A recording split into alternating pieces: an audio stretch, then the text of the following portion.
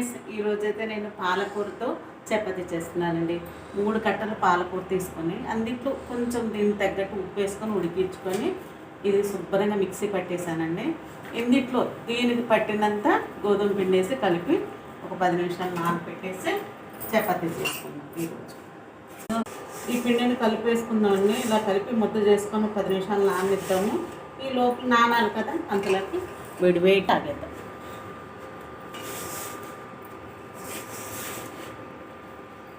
పిండి నానిపోయిన ఫ్రెండ్స్, శుభ్రంగా ఇలా చపాతీలా చేసుకున్నాం. మనం ఇందాక పేస్ట్ వేసుకున్నాం కదా, ఆ పేస్ట్లో మనం కొద్దిగా గరం మసాలా, అల్లం వెల్లుల్లి పేస్ట్, 2 పచ్చిమిరకాయలు ఇవన్నీ వేసుకొని మనం మిక్సీ పట్టుకున్నాం కదా. అందుకని మనకు కూర లేకపోయినా పర్వాలేదు, ఇలా చపాతీలు కాల్చుకొని ఆ చపాతీల్లోకేమో ఈ ఉల్లిపాయ రైతా వేసుకొని తినేద్దాం. దీంట్లో ఉల్లిపాయ నంచుకొని ఇలా తింటుంటే చాలా బాగుంది. ఇదిగో ఒకసారి టేస్ట్ ఎలా ఉందో చెప్పమ్మా.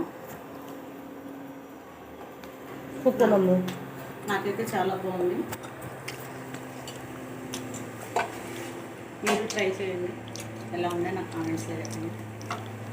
మీకు కూడా ఎప్పుడన్నా పాలకూరలు అవి ఇంట్లో మీకు సేల్ అయిపోతే ఇలా కాల్చుకొని తిన్నారనుకో, మంచి మసాలా పులుసు అలా ఉందండి, చాలా బాగుంది. మీరు ట్రై చేయండి.